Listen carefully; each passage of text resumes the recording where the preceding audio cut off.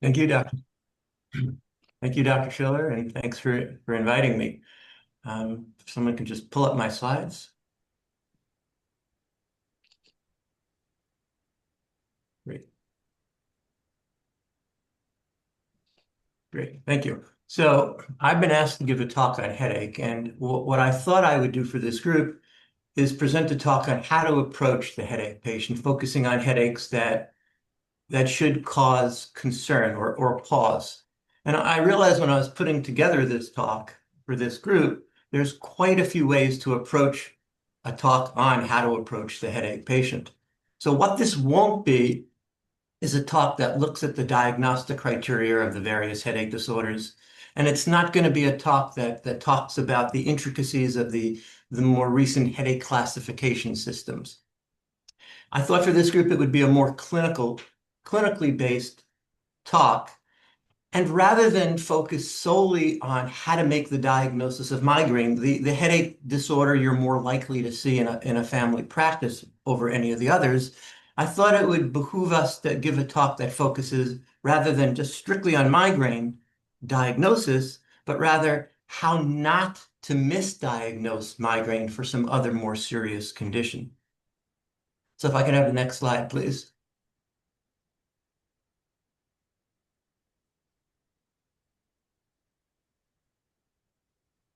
Well, I guess I'm done.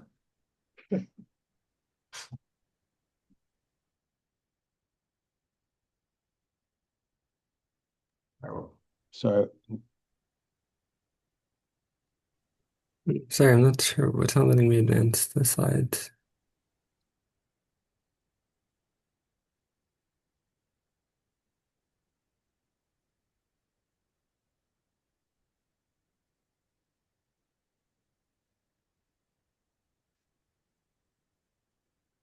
Here we go. So thank you. So these are my disclosures, none of which have anything to do with today's talk. Next slide, please.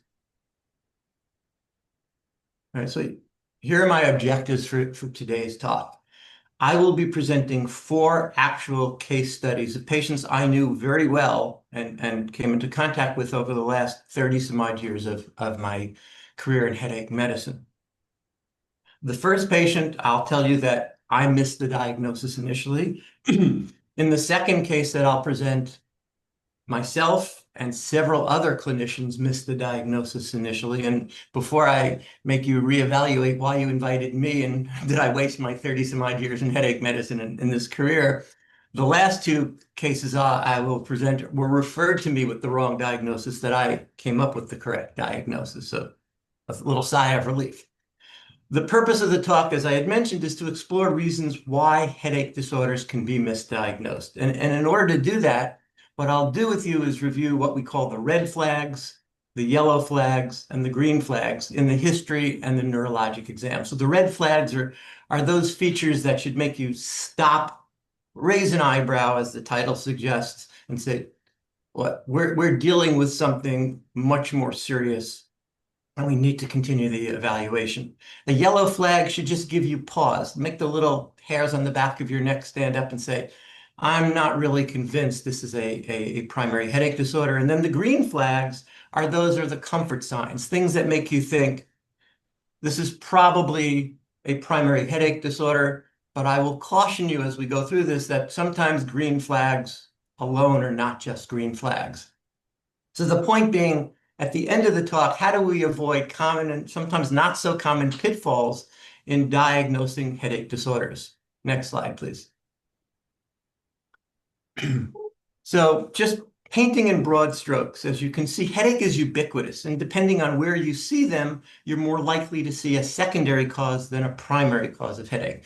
But headaches account for about 3% of all visits to emergency departments and about an equal number of visits to general neurology outpatient and primary care outpatient visits. The majority of headaches that we'll see in clinical practice are primary. So just to set the stage by what I mean by that, a primary headache means the headache itself is the problem. And under that rubric, we find migraine and tension type headache, cluster headache, and several other rarer forms of headache. A secondary headache means the headache has some underlying cause to it. And it can be as benign as a headache coming on with a mild viral illness, all the way up through brain tumors, subarachnoid hemorrhage, stroke, etc. If you look at the literature, about 20% of patients with headache have a secondary headache disorder. So we need to always be constantly on the lookout for that before assigning a primary headache disorder. Further complicating the issue is that often a secondary headache disorder shares some of the features of a primary headache disorder, so it's sometimes very difficult to parse out what's going on. Furthermore, having a primary headache disorder is not protective of developing a secondary headache disorder. So having migraine doesn't prevent you from in the future of developing post-traumatic headache or subarachnoid hemorrhage or meningitis. So a change in a pattern of headache needs to be evaluated carefully.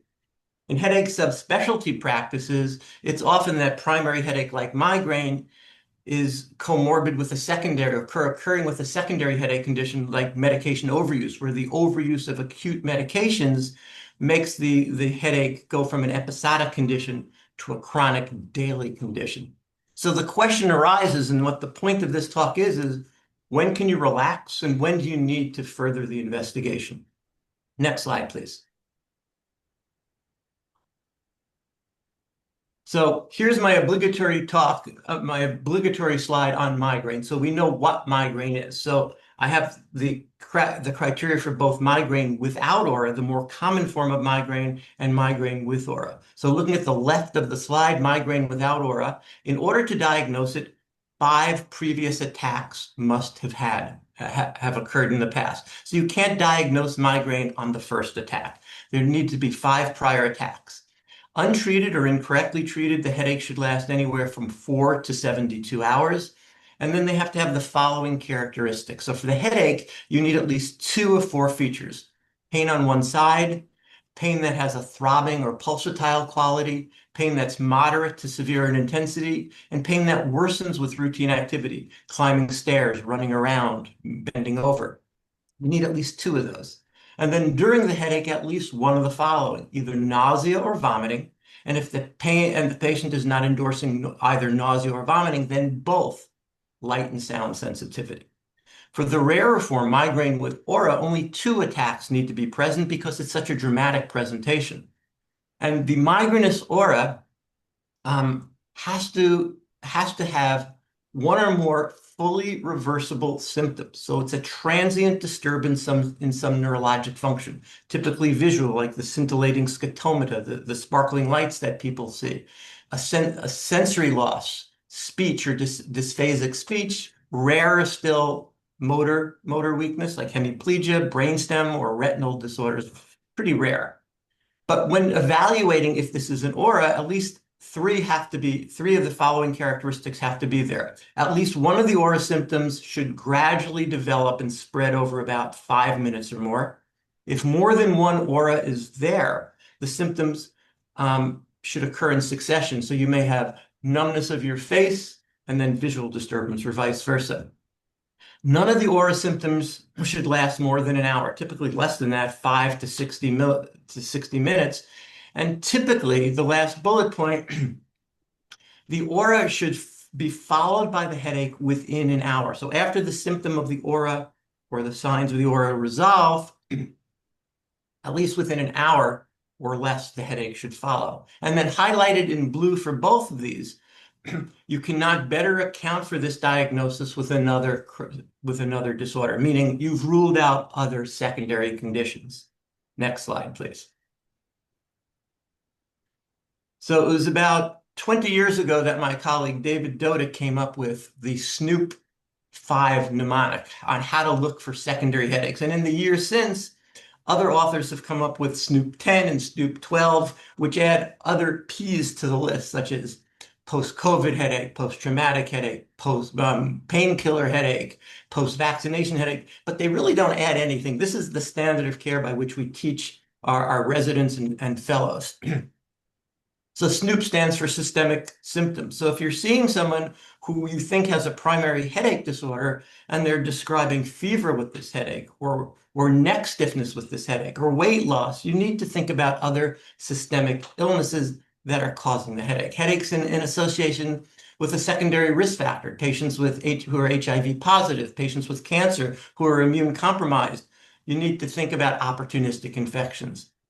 And although I ran down a list of potential neurologic signs and symptoms, if these signs and symptoms are persistent, lasting more than the 5 to 60 minutes, think of some secondary headache disorder. How the headache attack starts is very important.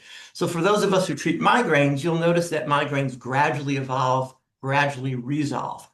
Headaches that come on with a thunderclap onset, just a bolt out of the blue, you need to think of some ominous cause, a subarachnoid hemorrhage, cortical vein thrombosis, arterial dissection. Headaches in older patients. Now, I gave this talk, or I gave a similar talk, headaches in the elderly, starting out early in my career. And when I mentioned that headaches in the elderly is described as people over the age of 50, I was routinely booed from the audience and didn't understand why. I kind of get it now why headache over 50 is, don't like to call elderly. But in an older population, you're more likely to see things such as giant cell arteritis, temporal arteritis, glaucoma, brain tumors, strokes, and a rare condition called cardiac cephalgia. Look for a change in someone's headache history. Did the pattern change? Has the headache become progressive over time and there's no more intermittent days? If a patient who has migraine tells you, this is not my migraine, believe them. It's not their migraine. Look for another cause. Headaches that occur with changes in position, for instance, headaches that occur with standing or sitting that's relieved by lying down. Think of low CSF pressure from a leak. Headaches precipitated by exercise, exertion, coughing, straining, Valsalva maneuvers. Think of a hindbrain lesion like a Chiari malformation or a tumor in the back of the brain. Again, headaches with pulsatile tinnitus. Think of, especially with diplopia or transient visual changes, we think of pseudotumor. Headaches either during pregnancy or in the postpartum period when people are hypercoagulable. Think of a cortical vein thrombosis or increased intracranial hypertension. So this is SNOOP 5, but go back. So also look for atypical symptoms. So even if these things aren't there, don't try and fit that square peg into the round hole. If it doesn't fit, just don't say, it's probably a variant of migraine. Keep your search going. Next slide. So those are the red flags that should really give you pause. There are also yellow and green flags. So yellow flags are things that should just make you stop and think. And they include headaches that are morning predominant.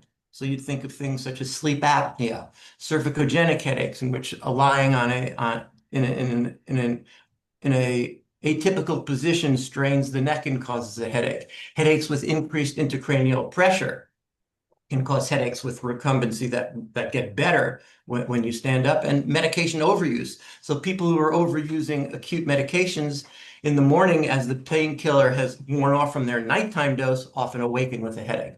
Headaches that are side locked. So migraines can be one-sided, but usually there's at least a couple of attacks during the patient's lifetime that's on the opposite side.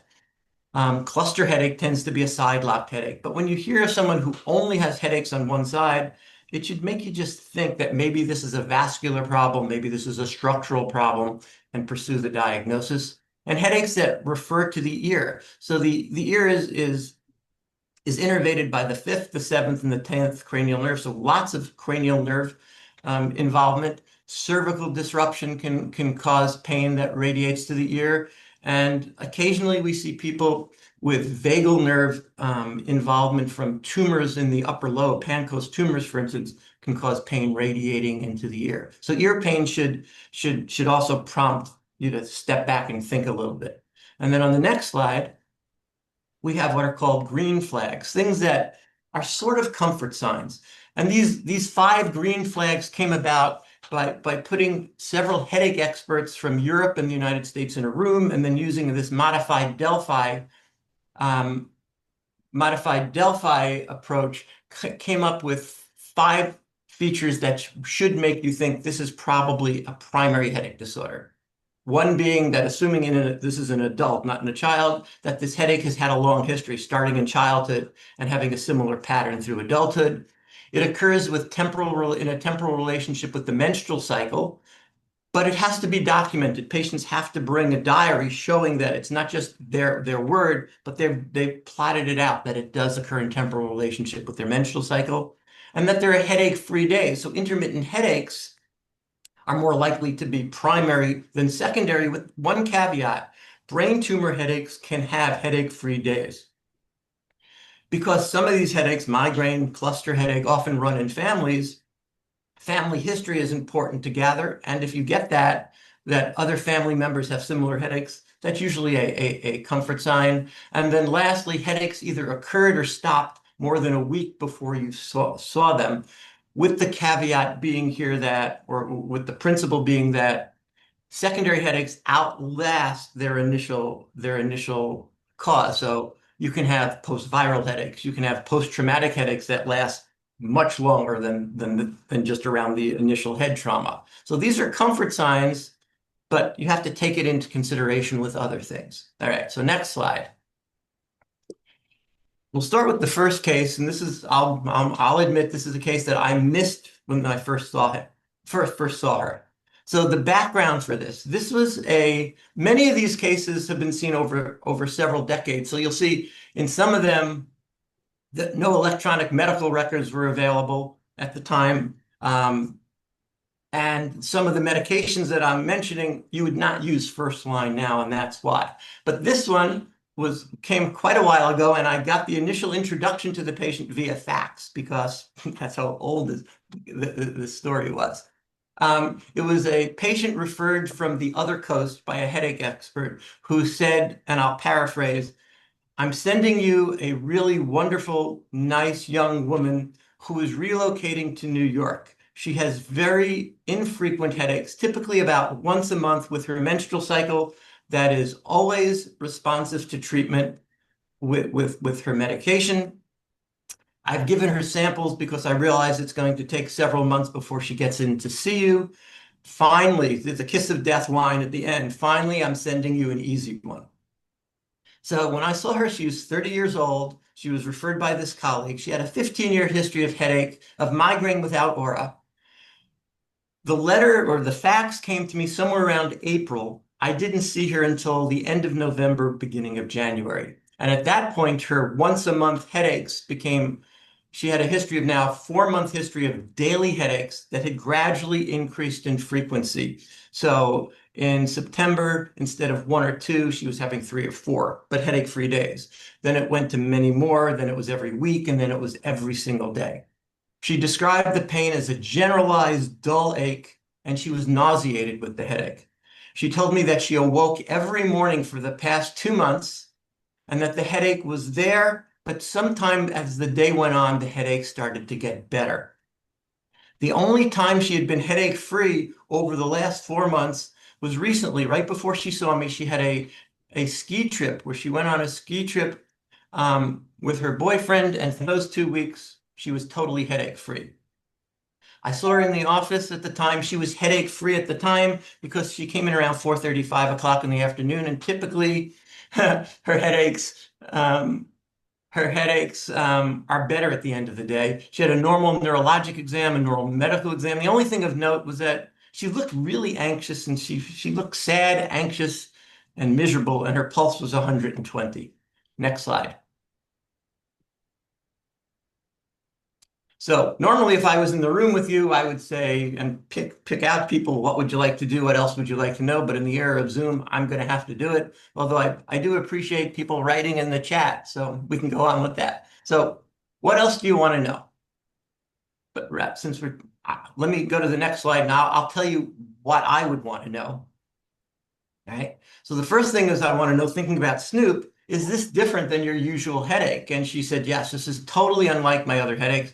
My other headaches were always one-sided. They would switch sides. They would only occur once or twice a month, typically with my menstrual cycle. They were throbbing and pounding. These new headaches are everywhere in my head, and they're not pounding anymore. They're kind of a dull ache. did you have, what else is associated with this headache? She says, she couldn't put it into words, but she just said, I feel awful. I just feel weak all over. I'm tired. I don't have energy to do anything, and it's not like me. And I asked her, how long do the headaches last if you don't treat them? And she said, I don't know because I always treat them. And I said, well, how do you treat them? And she said, I use injections of Imitrex, sumatriptan, every morning for the past 2 months. Prior to that, I was taking an over-the-counter medication with aspirin, acetaminophen, and caffeine. So when this doctor who referred her told me he was giving her some samples, he actually gave her 2 cartons of injectable sumatriptan, and she was pretty much using one for the last 2 months every single morning. And then I asked her, why did she think the headaches improved on her ski trip? And I will never forget the response because it was unlike anything. She just let out this guttural groan and started to sob and cry hysterically. And usually it takes 2 or 3 visits with me before they start to cry hysterically. And she said, this trip was my last ditch attempt to save my relationship with my boyfriend. I came from the West Coast to be with her because he got this new job on Wall Street. Back in LA, I was an aspiring actress. I was in several commercials. I had several small parts in television shows. Since I've been here, I've gone on auditions, but I've never had any callbacks. I've had no work to do. I've been working as a waitress.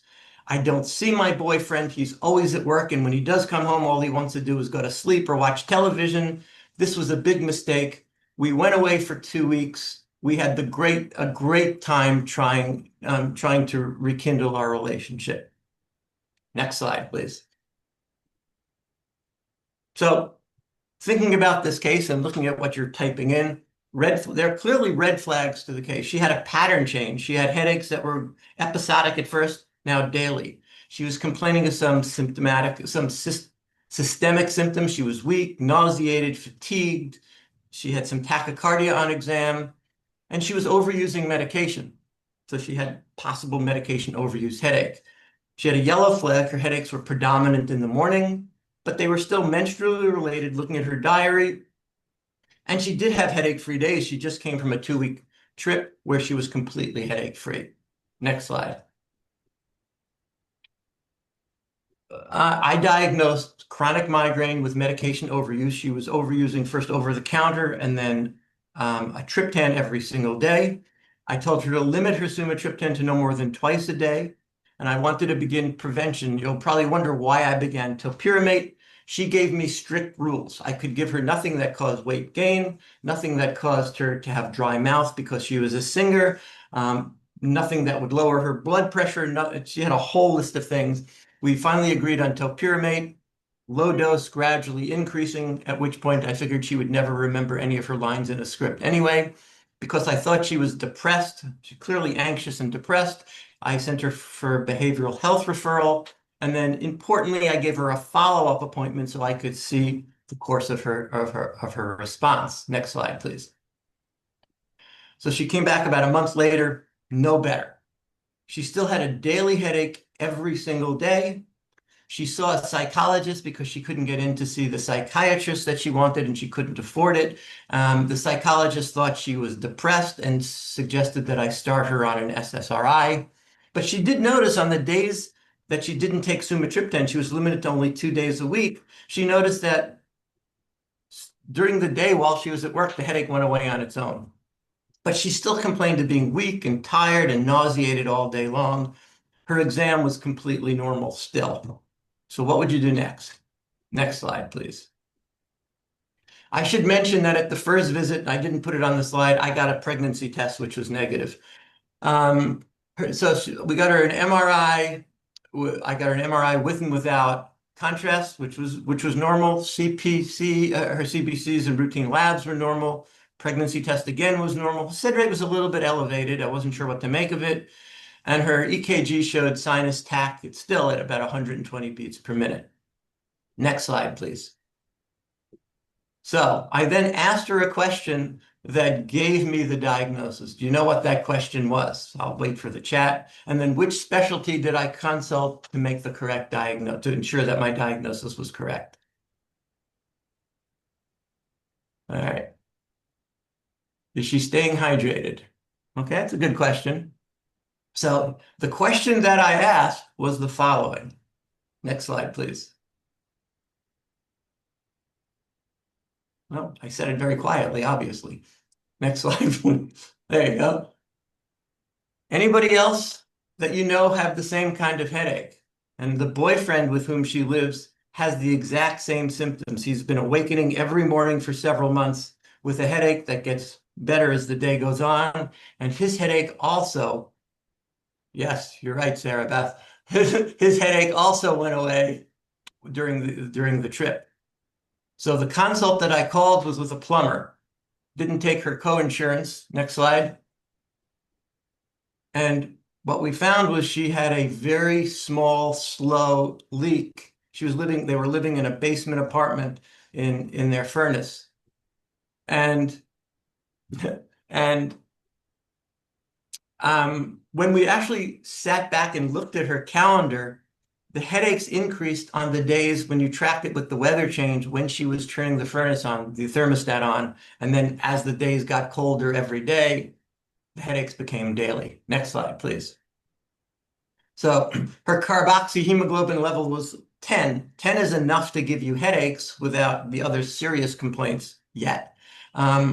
Typically at higher levels, 50 to 70% when you get coma, seizure, and then ultimately death. But it's the carboxyhemoglobin levels don't often reflect the clinical picture. And I've given you two really good review articles. The first one was one of the best I ever read a long time ago. The newer one is quite good as well on carbon monoxide toxicity. Next slide, please. So clinical pearls in this case, remember Snoop? There were systemic features. She was weak, fatigued, and nauseated. There was a change in her headache pattern. Don't be fooled by response to anti-migraine medication. Her headaches instantly cleared up with injections of sumatriptan. We've seen over the years since the triptans were released, brain tumor headaches go away partially. Subarachnoid hemorrhages have responded to it as well. The reason I have an asterisk there was several years before I saw this case, I was a co-author on an article of carbon monoxide headache treated with sumatriptan, yet I missed the diagnosis the first time. It's also important to remember that just because somebody is overusing medication, that doesn't mean they will always develop a medication overuse headache. And then the adage we were taught in medical school, that you get this classic cherry red skin, it's pretty rare. By the time the patient is cherry red, they're typically dead or approaching death. Next slide, please. All right, second person. This was a 42-year-old woman referred through the emergency department, who again was the wife of the chairman of surgery at the institution I was working at. So you knew it couldn't have a great outcome. She had rare headaches in her 20s, typically about once a month, typically mild, sometimes moderate, always left-sided, never right-sided over the 20 years she's had a headache. And when they would occur, they usually had something of either light or sound sensitivity, nausea, and sometimes when really severe, she would vomit. She had a diary showing that her headaches were triggered by menstruation, and during her 3 pregnancies, by the end of the first trimester, she was headache-free throughout the pregnancies. Strong family history in that her mom, her maternal grandmother, and sister all had migraine with aura, although she never had an aura. Her headaches were all responsive to sumatriptan and an over-the-counter decongestant. And when I asked her why she would take both, she said, because even though every doctor she saw told her she had migraine, she still was convinced they were sinus headaches and she didn't want to take the chance. She presented with a 1-week history of a left-sided headache that began during a period of intense stress. She was sitting in the waiting room waiting for one of her children, her son, who was having surgery. She took an over-the-counter aspirin, acetaminophen, and caffeine tablet, and just one tablet got rid of the headache. But the next day she woke up, didn't feel right, she was tired, and for the first time ever, she noticed this crescent-shaped object in her right field of vision that was surrounded by wavy lines. It lasted 15 minutes, and then almost immediately was followed by her typical left-sided headache. For this attack, she took 50 milligrams of sumatriptan, and within an hour she felt better. But the next day she awoke fine, but over the course of the day, she again developed a left-sided headache, took another 50 milligrams of sumatriptan, and instead of it just going away like it usually did, it was a dull headache that persisted. Next slide, please. Following day, she woke with a really severe headache, so severe that her husband instructed her and took her to the emergency department where she was given IV metoclopramide and ketorolac. She fell asleep, and when she awoke, she felt better and went home pain-free. A little groggy, but pain-free. But later that night, she again developed that visual disturbance lasting 15 minutes, followed by another mild left-sided headache. She again the next day she awoke, took with a headache and nausea, took sumatriptan, Excedrin, and metoclopramide, felt better. And then again, the next day after that, after having another left-sided headache, she decided to see her PCP. So this is all before I saw her, who ordered an MRI that she came to me with the report. So this was before we had electronic records. She just came with a report that said the following. There's a 2 by 2 by 2 centimeter mass in the left posterior inferior frontal lobe, scattered white matter hyperintensities on the T2 imaging, and normal flow voids. That was all I got in the facts to me. Next slide. So I saw her 1 week into the course. She had maybe a mild headache to no headache. Her exam was completely normal except for a mild anisocoria. Her left pupil was 4 millimeters, her right was 6. They both reacted briskly to light, in bright light and in dark light. And I spent a long time with the swinging flashlight test. At one point, she started to laugh and she said to me, "My pupils are different, right?" And I said, "Yes, how do you know?" She said, "Every time I get a headache, people tell me my pupils look different and my eye looks different." She had no other cranial nerve findings, no other neurologic findings, completely normal neurologic exam. Next slide, please. She came with this one. It was actually at the time it was a photocopy of this slide. So she had the report faxed to me and no other slide that I could see, showing that there's a mass lesion that looks like it's attached to the dura, looks extra-axial, so it looked all the world like a meningioma. Next slide, please. So what else do you want to know? Well, I'll tell you what else you want to know. Next slide, please. So I asked her, was this her typical headache? And unlike that first patient, this patient said, this is exactly like all the headaches I've ever had.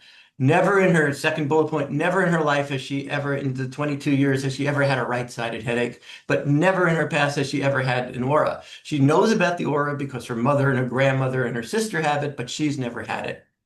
And I asked, even though she laughed when I was examining her, did she ever have pupillary abnormalities during her headaches? And she said, I think so. People always say my eye looks puffy and my eye looks funny on the side, my left side. So my question to you, do you think the tumor is responsible? Do you think her left-sided meningioma is causing her episodic left-sided headaches and symptoms? Well, I didn't. Maybe she needs an eye exam. All right, next slide.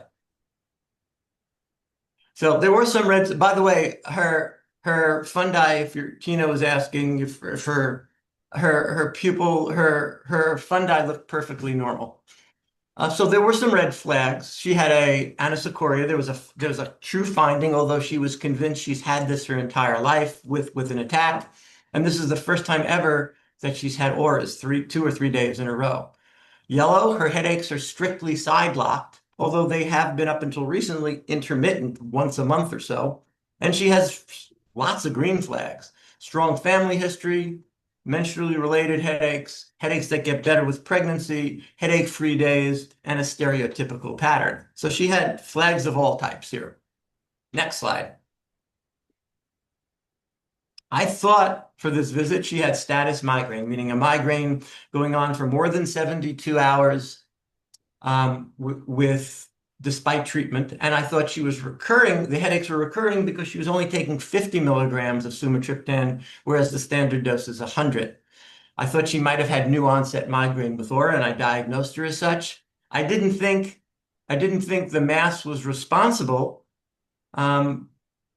So I stopped her sumatriptan, stopped the over-the-counter caffeine-containing medication, and gave her a long-acting NSAID, nabumetone, twice daily for 5 days to see if we could break the cycle, and asked her to come back and contact me in 5 days. Next slide. But her headache persisted, and because her husband was the chair of surgery, he had her see a neurosurgeon for a second opinion. He ordered another MRI with contrast and said, clearly, this is what's causing your left-sided headaches. We need to remove the tumor stat. Next slide. Here's the contrast showing a homogeneous enhancement of this mass, again, attached to the dura, so it has all the features of a meningioma. And I told her and her husband, I really don't think this is what's causing your 20-year history of headache. Next slide. So what I did to stop right there, what I did was, since there was no electronic records, I decided rather than having that one slice of the film in the report, I actually walked over to the ER and radiology and went over the scan. If you remember, they said there was T2 hyperintensities, that mass lesion, and normal flow voids. And if you look on the left, if you look at the right where the carotid artery is, there's a flow void. You can see flow of the black right where the carotid artery is. But if you look on the left side, you can see there's an opacification. There's no flow through that, which caused me to call her back and get an angiogram. Next slide, which showed a huge left-sided carotid dissection. Next slide, please. So she had a spontaneous internal carotid dissection while in the waiting room waiting for her son to come out of surgery. And these spontaneous internal carotid dissections, as you can see, are uncommon, but they're not rare causes of headaches in the young. They have a huge clinical spectrum from mild cerebral brainstem dysfunction all the way to a completed stroke. And even in the presence of existing signs and symptoms, as she had, this can often be missed because you're not thinking along those lines. And studies have shown that the diagnosis is often delayed because people, especially people with pre-existing migraine, these new headaches are attributed to migraine. Next slide, please. So pearls. So she had a painful Horner syndrome. So somebody said, could this be cluster? Cluster headaches are shorter in duration and much more frequent, 1 every other day to 8 attacks per day. She didn't have all the features. She didn't have atosis. She just had the pupillary asymmetry. Her headaches were typical in that they were left-sided, but the aura was new. So she had new findings. And I believed her when she said, I always have pupillary changes with my headaches. I should have trusted my exam from the get-go. Next. So this is a person who was referred from another headache center in another state for a second opinion. 35-year-old woman with a history of migraine since childhood, but who now comes with a new 5-month history of daily, constant, unremitting headaches. Unlike her migraine, she said the pain is global, throbbing, it's associated with and some nausea. Her headaches worsen as the day progresses. She was seen in this other headache specialty clinic. She had normal blood workup. She had normal MRI, normal MRA. She'd been treated with NSAIDs and triptans with no benefit. And in fact, 2 days or 3 days before seeing me, she had just completed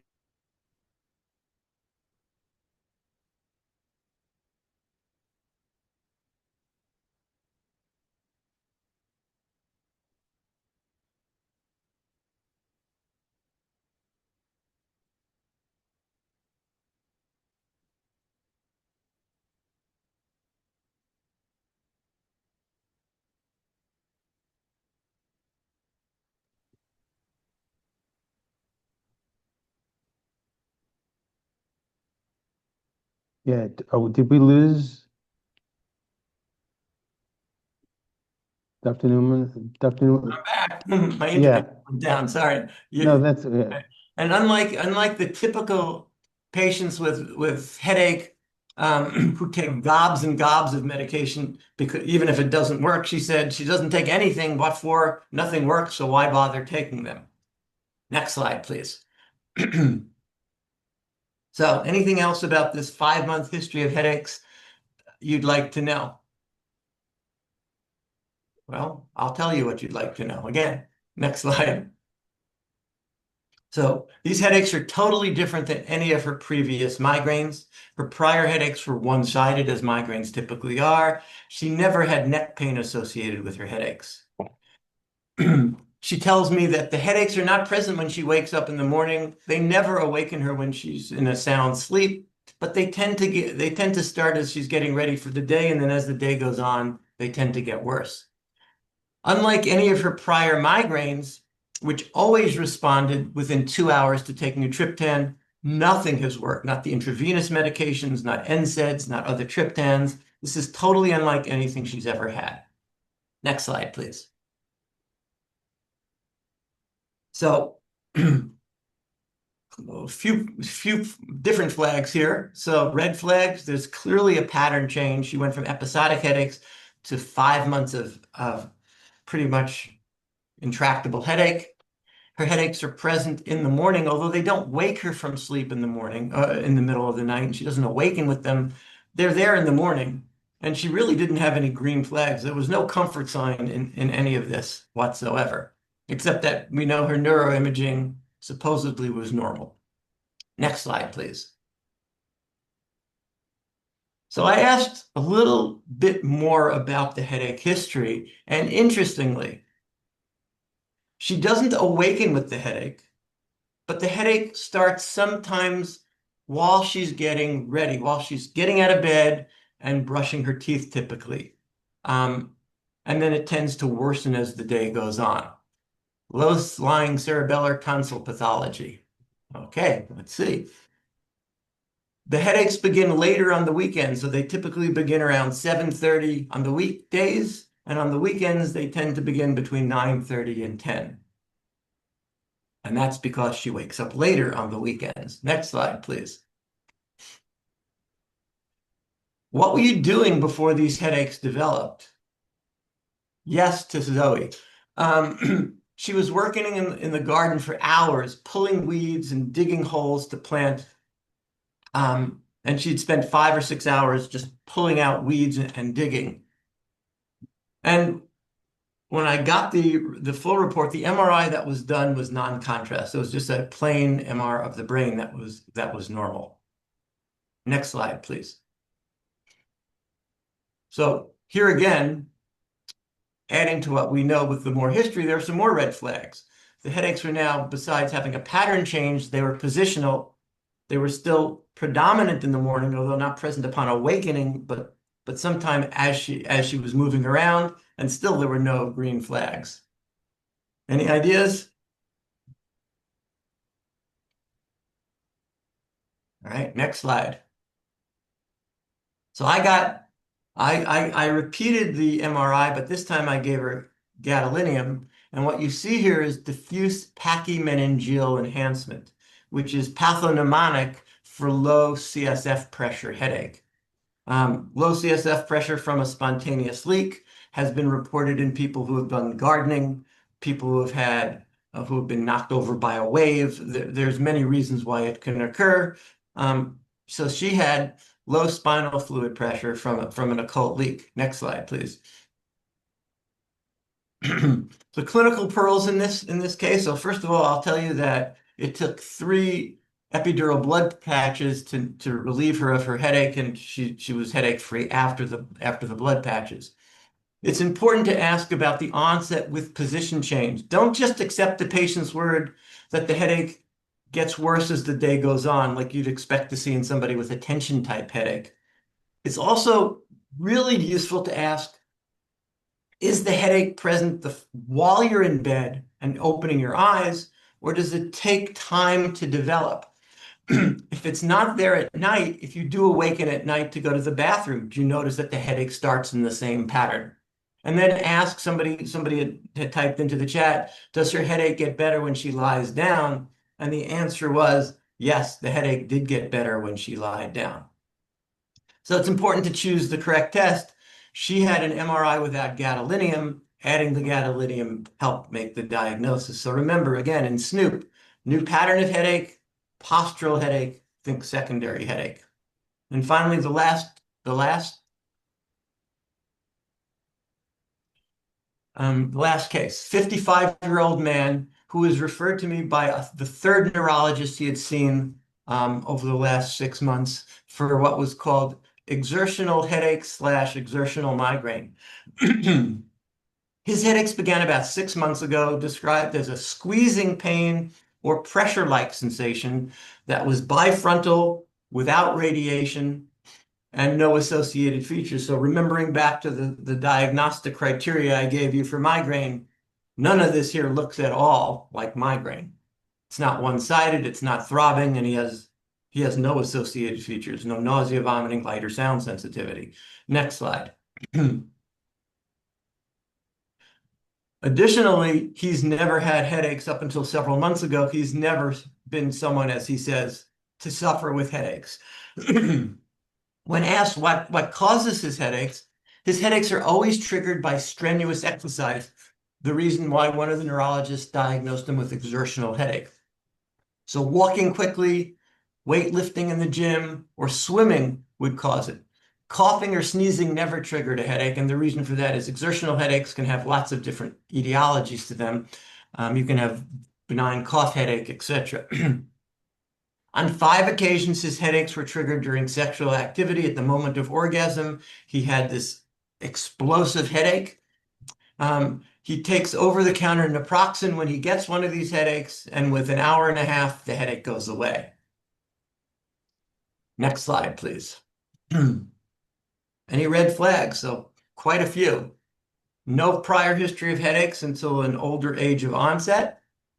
No prior history of headaches. Headaches have only been there for the last several months, and headaches are precipitated by exertion. He has most of Snoop right there in his history. No yellow flags per se, but he did have green flags. He had headache-free days. On days he wasn't triggering them, he was completely pain-free. Next slide. So I went into more detail. He tells me that the headaches would steadily increase in severity and become excruciatingly severe within 20 to 30 minutes.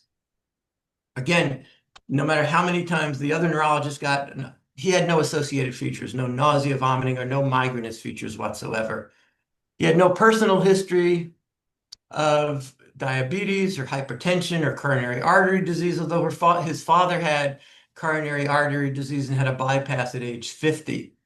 He was a smoker. He smoked about 1 pack per day for about 3 years, but quit smoking completely 25 years ago.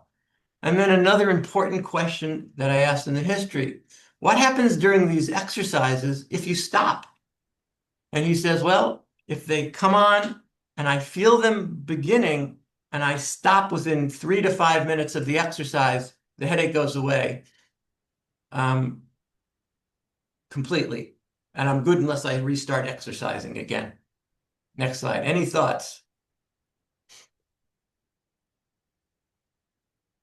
All right, so before I saw him, he had a CT and an LP after the first episode, rightly so, for this explosive thunderclap onset headache, looking for a subarachnoid hemorrhage. He had an MRI and MRA of the brain, looking for aneurysms or dissections, etc.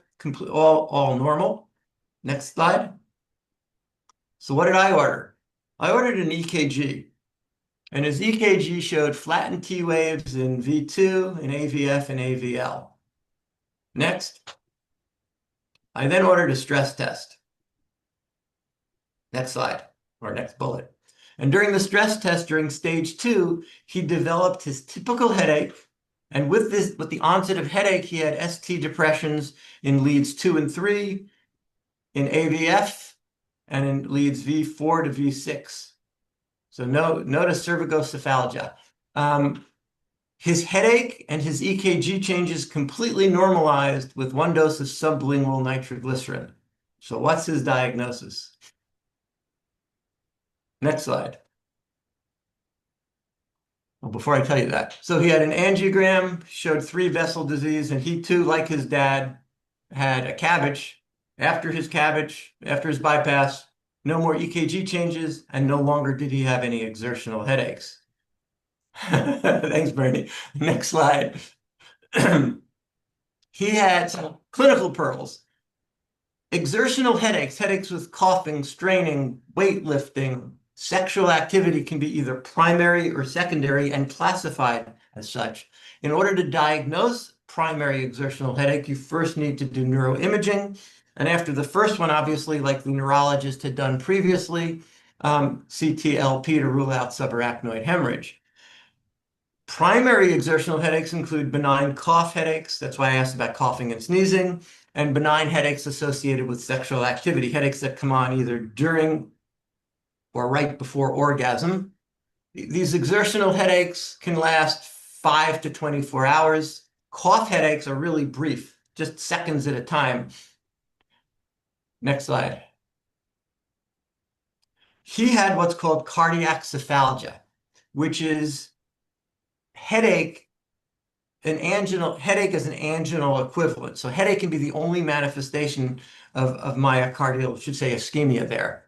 It can be triggered by the typical things that would trigger angina, exertion or emotional stress. Like the patient told us, it can go away with rest. If he stopped exercising right away, the pain would go away. Nitroglycerin could treat it. So it's the only type of headache that improves with nitroglycerin. Most headaches worsen with nitroglycerin. And you make the diagnosis by showing EKG changes and often elevated enzymes during the headache. And then the headache resolves after the cardiac ischemia is fixed. Next slide, please. So I'll end there with hopefully I've showed you a couple of important features. Distinguishing primary from secondary headache is paramount in making the diagnosis of a headache disorder. To do that, use your flag system. Be aware of the red flags, but don't discount yellow flags like I did in a couple of cases. And green flags can actually give you a false sense of security. As it says in Dr. Dodek's Snoop paradigm, investigate the atypical. If something doesn't fit, don't try and make it fit. The good news is that most of the patients you're going to see in your practice will have a primary headache disorder. Most of those will have migraine, but there are things that can mimic migraine, and you need to be on guard for them. As I showed you with the lady with carbon monoxide poisoning and the lady who had carotid dissection, just because someone responds to a migraine, what's termed a migraine-specific medication, doesn't mean it's migraine.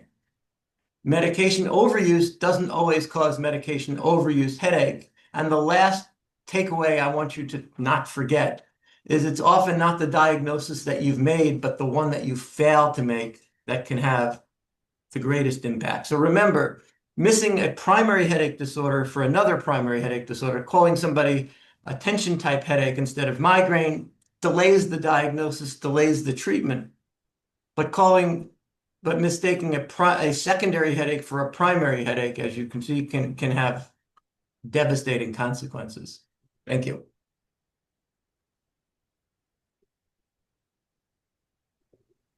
Thanks, Larry. That was great. We've had an interactive I see that. presentation with the chat room. So if people have questions, feel free to put them in the chat. I think one of the challenges that we have with primary care is there's two things that I think present a challenge to us. One is the continuity, and the other is time. I think what you highlight is basically taking the time to be able to ask those kinds of questions and deliberate. In addition to sort of the access that we have with neurologists where, literally it's 9, 12 months sometimes to Sure. to see people. But you know, I think you highlight some really important points about history taking and in patients. So great point. So I have the luxury of time. As a specialist, I had the luxury of time. I had an hour for a new patient and 30 minutes for a follow-up. But you don't need, even in a non-specialty practice, you just need to know the questions to ask or what to focus on. So if you can ask the correct questions that eliminate the secondary headache disorder, you're way ahead of the game. You just don't Right. want to miss a secondary headache. Right. Yeah, there's just somehow having the access of decision support, the kind of prompts that you're describing that and you I think circulating these slides. I would also think that one of the things that we could do is having these case discussions keeps that type of questioning fresh. You know, it's really important to keep our skills up when we're seeing these kind of complex questions. Yeah. Let's see some comments in the chat. Authorization for imaging obviously is a challenge. I mean, you know, we've got the challenge of our healthcare system and challenges in getting access for a host of reasons.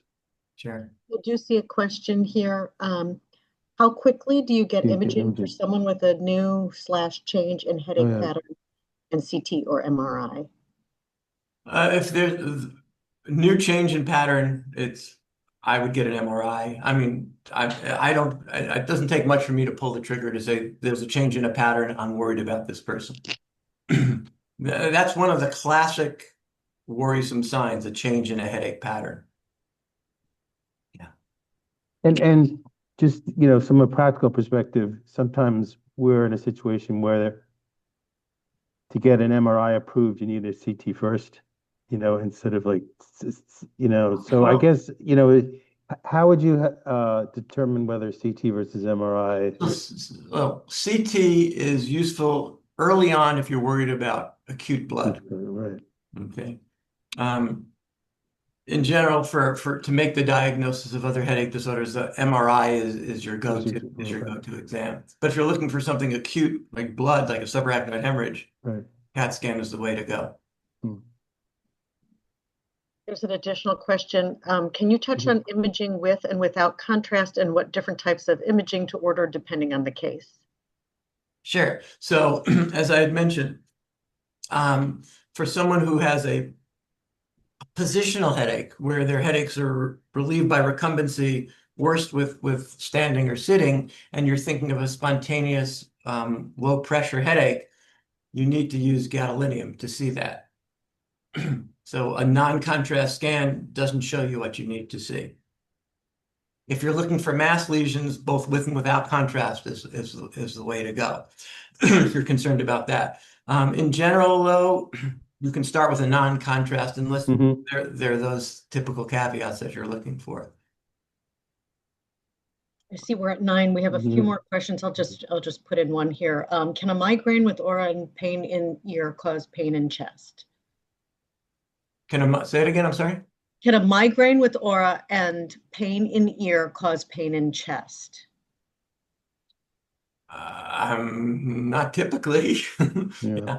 Chest pain is not part and parcel with migraine, so I would look for either a secondary cause or comorbid conditions, but it wouldn't be one and the same. Okay. We're at 9. Yeah, we are at time. Okay. This is fantastic, Larry. Thank you very much, and I would really appreciate it, especially this misdiagnosis. I think that's a theme that we'll sort of pick up because it's helpful to remember, you know, how not to get fooled. So, great. Thanks for inviting me. Thanks, Thank you. Have a good day, everybody. Bye-bye. Bye-bye.